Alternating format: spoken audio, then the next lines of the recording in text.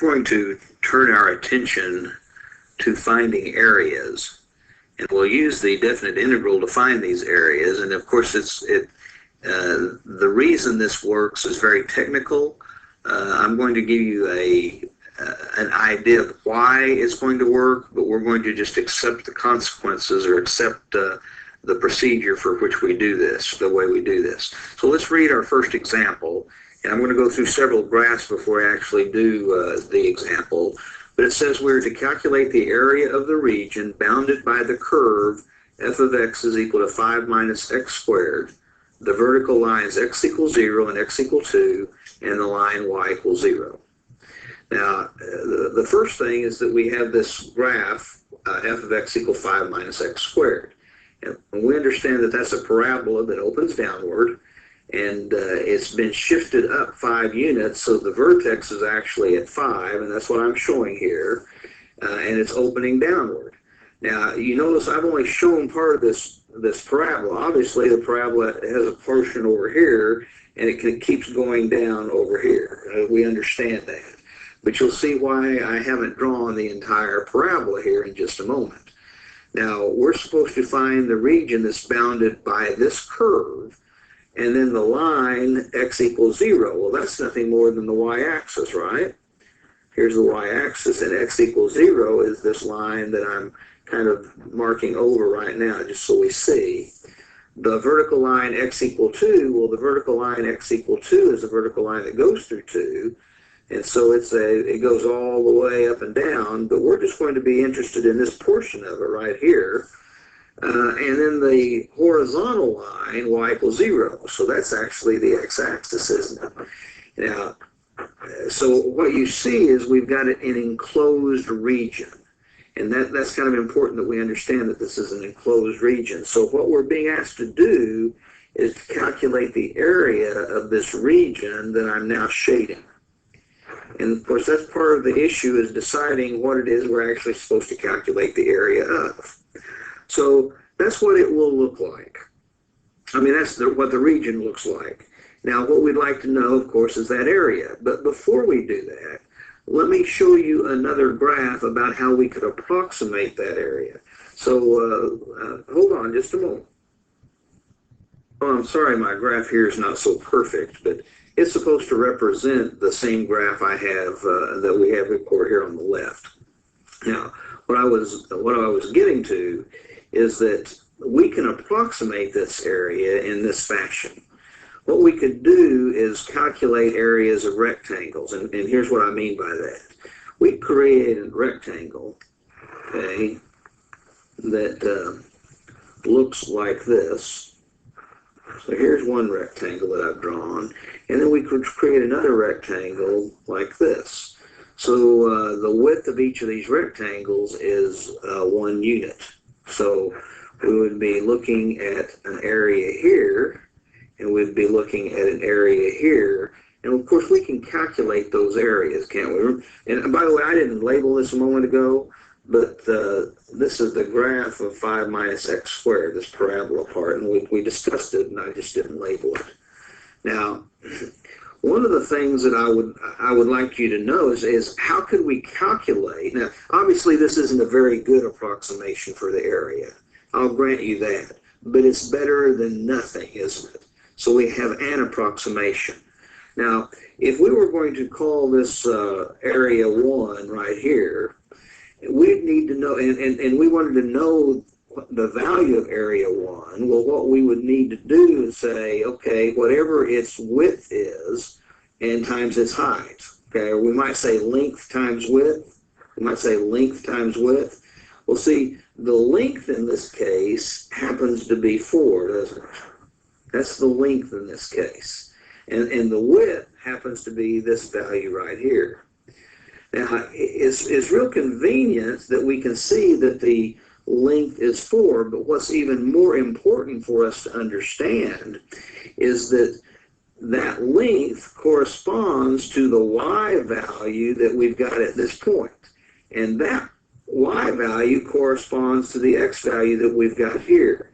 So it's kind of important to recognize that the length of this rectangle is actually f of 1. Of course, if we put 1 into the function, we'll get this y value right here, which is 4.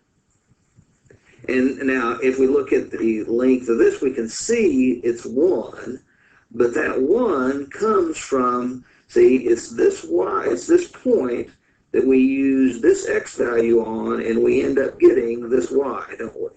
And so this height or length, in this case, although we recognize it's 1, it could be calculated by calculating f of 2. Okay, now, let's look at this rectangle once again, and let's get a better approximation of the area. And obviously we didn't get an approximation at all here, but understand we could add up area 1 and area 2, and we could have some approximation. Now, rather than going through that process of actually using that approximation, let's imagine using smaller rectangles. And recognizing if we use smaller rectangles, then our area approximation would be better. Let me draw that for us. Okay, now you can see that I've taken the same region. Again, of course, this is f of x is equal to 5 minus x squared, that curve. And you can see that I've taken that same region, and I've made each of my rectangles less wide. And so I have 4 rectangles instead of 2. That's really what I boiled down to. So each width in this case is a half a unit, isn't it? Now, it's a little more difficult to tell how high that rectangle is. But we could do the same thing, and you can see that here we're going to have a better approximation for the area because we have less of the actual area left out. And if we were calculating the area of each of these rectangles, we would still need to calculate this width. In this case, we can see this width is actually 1/2 unit. And now if we're working on this first rectangle, we would need to know this height. And the way we would calculate the height is this way. See, this point's important. This point is on the graph of the function, isn't it? The graph of f. And so the y value we get right there, that y value is the height, isn't it? So what we really have is this length or height, but we've been calling it a length, can be calculated by finding the y value that goes with x equal 1/2. See, the y value that matches up right down here, doesn't it? So that would be f of 1/2. And then to calculate that f of 1/2, of course, we would put that into the function. And so we would end up with what? 5 minus 1/2 squared, or 5 minus 1/4. And so that would be what? 4 3/4. So I think that's like, it would be 4 3/4 would be the height, wouldn't it? Yeah, see, my graph isn't actually to scale, but you get the idea.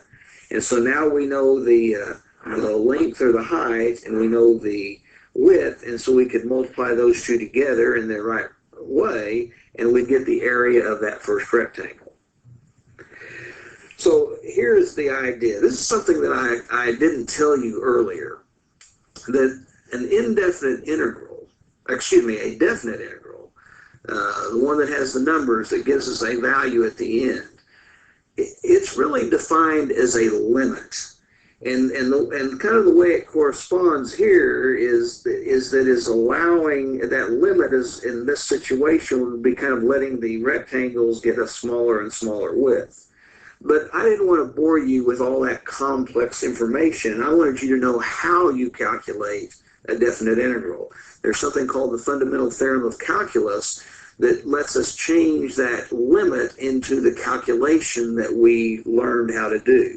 And so that's really how we approach these problems, is just applying how we calculate definite integrals. Now, how does that apply to us?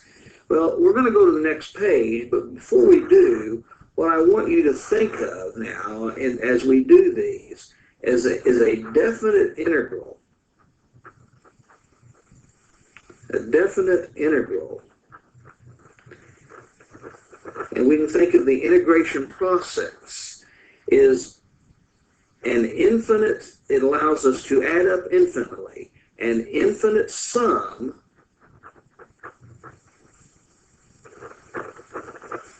of infinitely small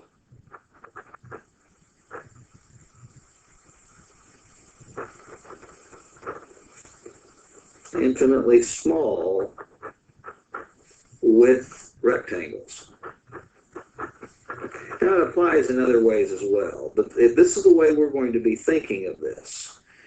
So kind of over here, what I mean is that understand what we're allowing this integration to do is allow us to add up the areas of each of those rectangles. But when we have rectangles that are 1/2 unit wide, that's not a very good approximation.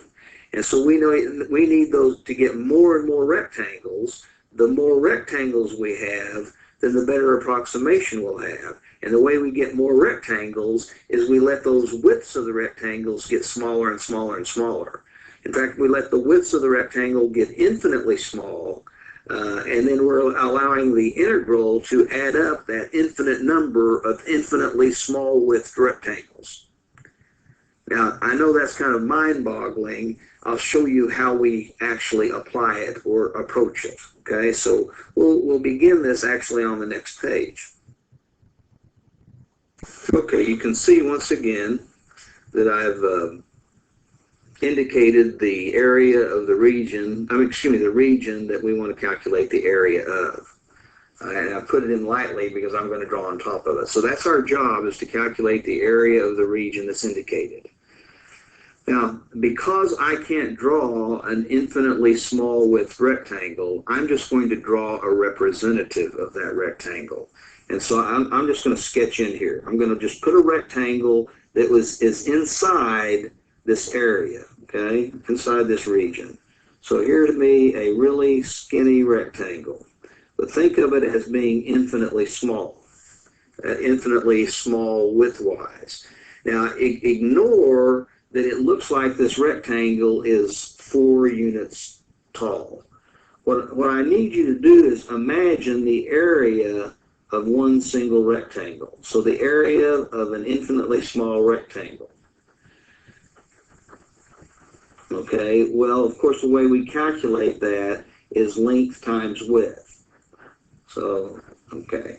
Now, so this, and then that rectangle could be anywhere in this region. So I'm not going to concentrate so much that it's where 4 is, where the y value of 4 is. The way we would calculate that length is actually the height. And that length depends on where the rectangle is, but it's f of x. Remember, f of x is this curve, 5 minus x squared. And f of x always represents the y value at a particular x. So remember, this is infinitely small width. We're just saying that's the x value that we're at, wherever it is. And so the height of that rectangle, or the length, if you will, is the y value that goes with x, which is f of x. So we have an f of x value there. Now, the width of that rectangle is infinitely small. And the way we are going to represent, now, that's the position we're at, but is x, but that width, I've kind of messed up my drawing. That width, when we have an infinitely small width, we can refer to that width as dx, okay? Infinitely small. That's the width we have here. And so we would have f of x times dx as the area of one rectangle. Well, the area of the entire region, okay, the area of the shaded region that we're looking for, well, we're adding up all these infinitely small areas. See, we've got all this infinite number of rectangles because there's an infinite number because the widths are infinitely small. And so we're adding up all of those. And that's what the integral does. It lets us add infinitely. See, it looks like an S for sum. And what are we adding? We're adding the areas of each one of the rectangles. And so f of x times d of x represents the area of one single rectangle. We're adding up all these rectangles. But the next thing we have to recognize is, okay, we're adding them up, but where do we start the first rectangle and where do we end the last? Well, we start the first rectangle over here where x is 0, and when we get to the end of our region, that's when we stop the rectangle, so that's where x is equal to 2. And so we set this up so that we say, okay, we're starting the rectangles at x equals 0. That's where we're beginning to add areas, and we're going to stop with a rectangle that stops where x is 2. So that's the end of our rectangle areas that we're looking for. Okay. Now, once we've done that, it's just a matter of working on things that we know how to do. First, we have to recognize what the f of x function is. It's 5 minus x squared, isn't it?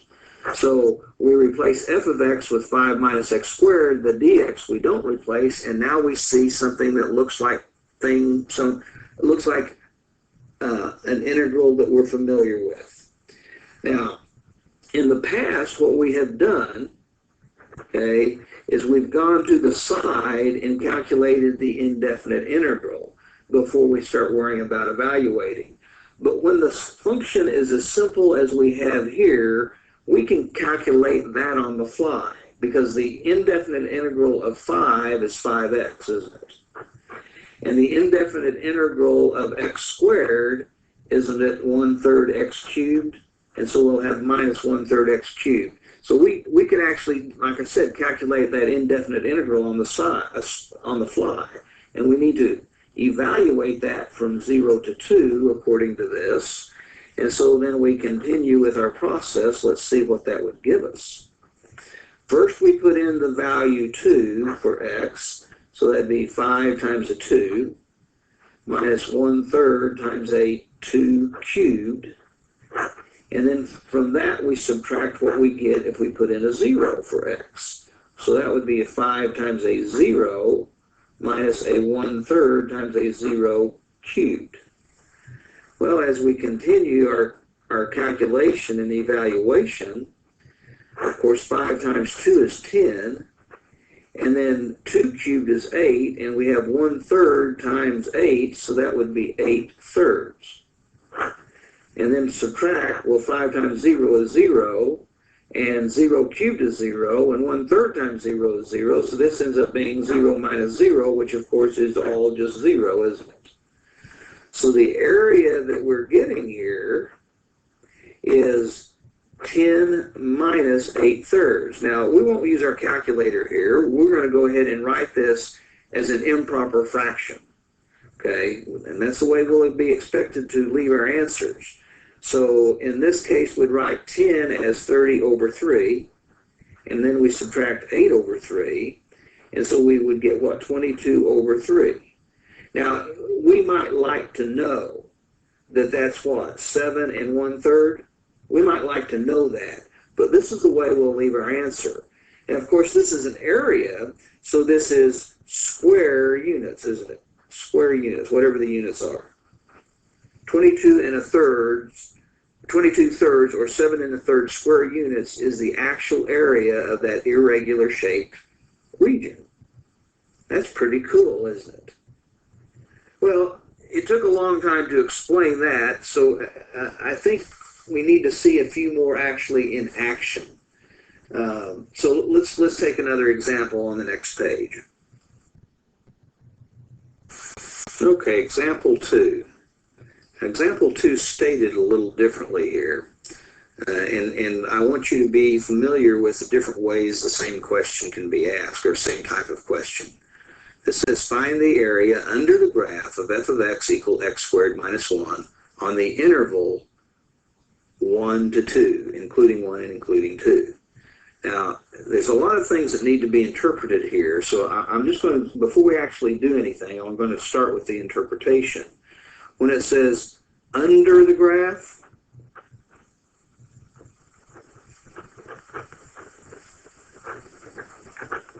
well, when it says under the graph, that's assuming that the graph is above the x-axis where we're interested. So, for instance, who knows what our graph looks like? But suppose we have a graph that does something like,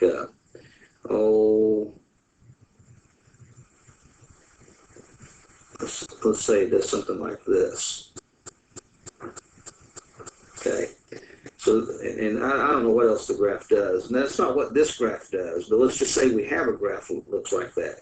Now, when it says under the graph, then what we're having to assume is we're talking about a part of the graph that is above the x-axis, because saying under the graph completely, then that would end up meaning that the graph would go, the area would go unboundedly down, wouldn't it? So under the graph really is assuming it's bounded below by the x-axis. That's what that under the graph is really going to tell us in the future, by the x-axis, which is the horizontal line y equals 0. That's what the x-axis is. And now this says on the interval from 1 to 2. Well, that interval 1 to 2, those represent x values. See, that's what those are representing. And earlier we said from the vertical line, bounded by the vertical line x equals 0 and the vertical line x equal 2. Well, that's the interval from 0 to 2. So here, for instance, let's suppose this is where 1 is, and let's suppose out here is where 2 is. So we're talking about not all of the area that we can imagine. We're talking about a region that only is between x equal 1 and x equal 2, and it's under the graph but above the x-axis. So we would be talking about a region like that. Now, of course, this isn't the graph of our function. So that's one thing that's very important when we look at these area problems, is if we don't have a graph of the region that we're supposed to find the area of, we sketch a graph. And so we notice, of course, that this graph, f of x, this function f of x equal x squared minus 1, once again is a parabola. That's not always going to be the case, but it's a parabola that opens upward and has been moved down 1 unit on the y-axis, right? I mean, if nothing else, we could just plot some points. But I'm going to sketch a real quick graph of it here. Let's see if I can do that.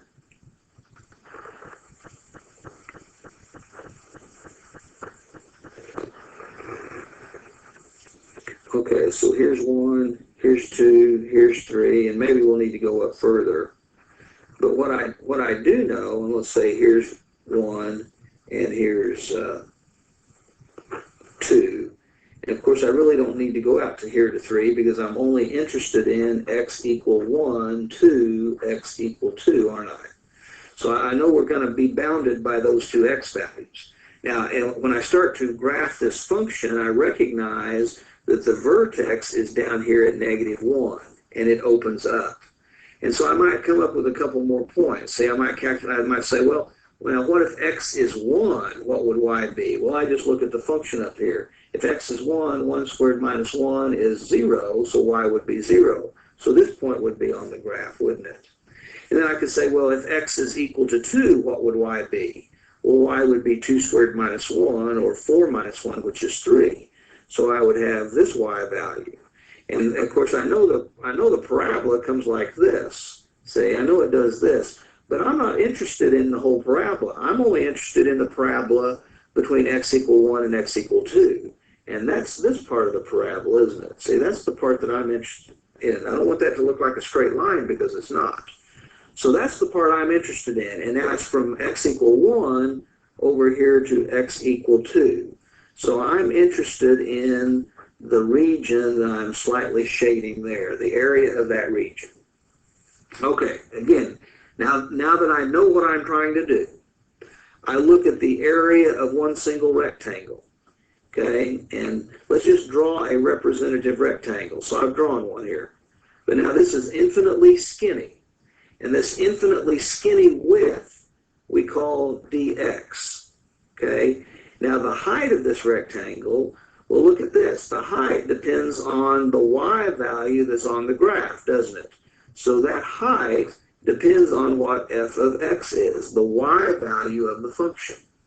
So for the width of one single rectangle, in general terms, the width of one single rectangle here is going to be that height, that height depends on where the rectangle is, times that width, and that width is an infinitely small width. So that's height times width. Now the area then, the way we're going to calculate the area of the entire region, that's the area, excuse me, I said width of rectangle, I'm sorry, I apologize. The area of one single rectangle, and this is the length times the width. The area of the entire region is adding up all of those areas. And adding up all of those areas, then the area of each one is f of x times dx. So we're adding up all of that with the integral sign. Now, where do we start those? We start those little skinny rectangles when x is 1, and we stop those little skinny rectangles when x is 2. So we integrate from 1 to 2. So now we've set up the integral, except we need to actually come down here with what the function f of x is. So here we go. The area is going to be the integral from 0 to 1 of f of x, but f of x is x squared minus 1. Oh, not 0 to 1. I'm sorry, I'm just having all kinds of trouble today. We're starting at 1 and going to 2, aren't we? So the integral from 1 to 2, and our f of x is x squared minus 1, and that's our height, and our width is dx, infinitely small, so we just have to evaluate that integral. Well, we can do that without a great deal of trouble. Again, we can look at the integral of x squared minus 1 and know that the integral of x squared will be 1/3 x cubed, minus the integral of 1, which will just be x. And so that's actually what we have to evaluate from 1 to 2. So we come along here and we put a 2 in for x first. And then we subtract what we would get when we put a 1 in for x. And then we just do our calculations. So in this first set of brackets, 2 cubed is 8. We have 1/3 times 8, so we have 8/3 and minus a 2. In the second set of brackets, 1 cubed is 1. 1/3 times 1 is just 1/3, so we have 1/3 minus 1 inside, don't we? Now I'm going to just kind of string things out here, and I know you can do these calculations. But we'll have an 8/3 minus 2 here, and then as we distribute the negative sign that we have here, that will change that to a minus 1/3 and a plus 1, won't it? And so we can see here that an 8/3 and minus 1/3 is 7/3, and a minus 2 and a plus 1 is just a minus 1. So that's 7/3 minus 3/3, which is 4/3, or we'll leave it as 4/3, but I'm just trying to get you to recognize this is 1 and 1/3. Of course, once again, these are square units, aren't they? So a little more than 1 square unit, and that makes a little bit of sense probably. But yeah, I mean, if you look at the graph and you can imagine, well, yeah, look at this. This big rectangle would be 1 unit wide and 3 units high, so that big rectangle would be 3 square units. And I don't show my curve quite enough here. It really dips in lower, and so it will be less than half of the original amount of 3. But 1 and 1/3 is certainly reasonable. Half of it would be 1 1/2, wouldn't it? Anyway, let's kind of summarize this before we look at some exceptions to what we're doing here. And when I say exceptions, so far we've had a curve that our region lied completely above the x-axis. But once in a while we want to know the area of a region that does not. But let's summarize what we've done here on the next page. Okay, here's the summary of what we've been discussing.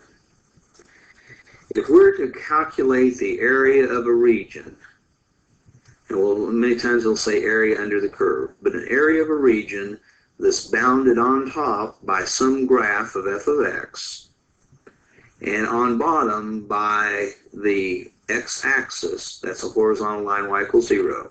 So calculating the area under a curve the curve lies above the x-axis on the interval a to b. So I've illustrated that here. This curve f of x is not always above the x-axis, but when we're looking at from A to B, it is, isn't it? So you see the shaded region that we want to find. Well, we calculate that area by making an indefinite integral starting at the most left x value of the region to the most right value of the region. That's how we set up the definite integral bounds. And we integrate f of x with respect to x. And remember, the rationale behind that is if we look at one representative rectangle in here that is infinitely small width, that width is dx, and the height of that rectangle is defined by whatever the y value is, and that's defined by the function f of x itself.